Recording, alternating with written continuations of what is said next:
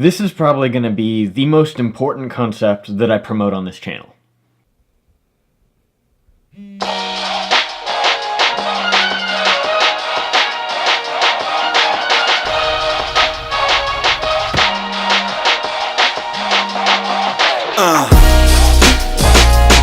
My life story. Yeah.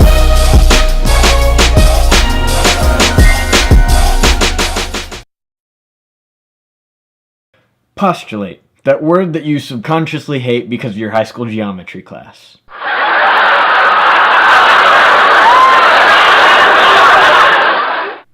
What the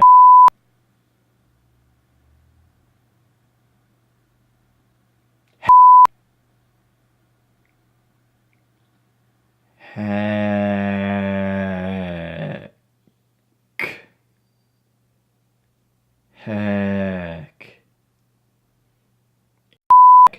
What the? Alright, postulate.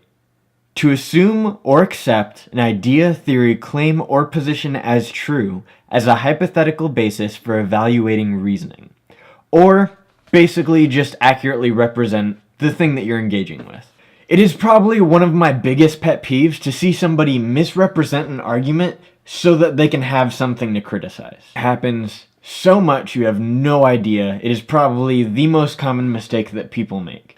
It's even worse when people that already agree with the position are like, wow, that's a really good argument. And I'm like, well, it would be if you didn't just commit straw man. Alright, how to postulate. First thing we have to do is get out of the mindset of, okay, this worldview is wrong. Now, how do I explain how it's wrong or why it's wrong? Let me figure out how I can, say that.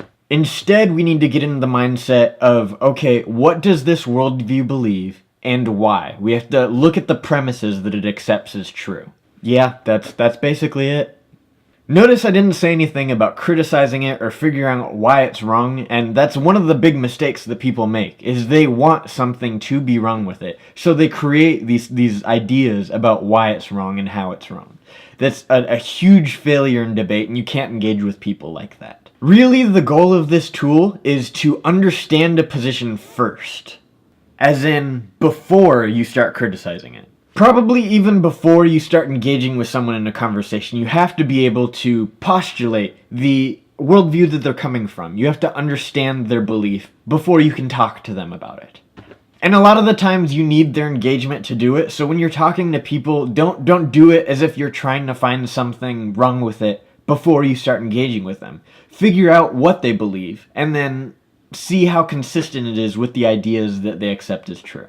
But again, not as an attempt to criticize it or find something wrong with it. You have to understand it first and get a bigger view of the coherent worldview that they believe in. Let me explain the importance of this skill. When you misrepresent a position and then say, this is what you believe and this is why that's wrong. Even if you have the best reason in the world as to why that thing is wrong, it doesn't matter if they don't believe that thing in the first place. You're wasting your time. Here's a clip between Pastor Douglas Wilson and Christopher Hitchens. Homo sapiens has been on the planet for at least 100,000 years, maybe more.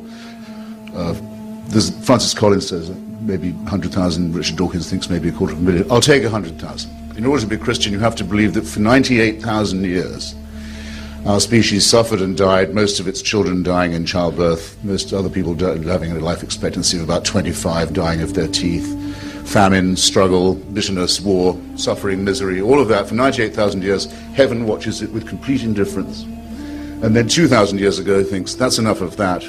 It's time to intervene. The best way to do this would be by condemning someone to a human sacrifice somewhere in the less literate parts of the Middle East. Notice how Hitchens said, you have to believe that God let the human race suffer for almost 100,000 years.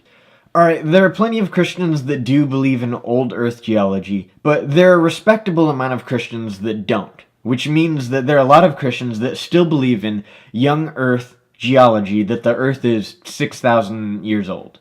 Knowing that that's the case, Hitchens isn't postulating the worldview that he's criticizing. He's maintaining the things that he in his head qualifies as true, without stepping outside of his own worldview to to criticize the consistency of the worldview that he is engaging with.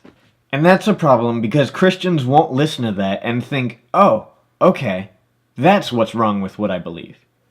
Because they don't believe the thing that he's representing in the first place. All throughout this documentary, Pastor Wilson keeps emphasizing the importance of using this skill, and I think that's one of the reasons that Christopher Hitchens actually liked Douglas Wilson. Okay, this skill is definitely harder than it sounds, and it's seriously something that needs to be practiced.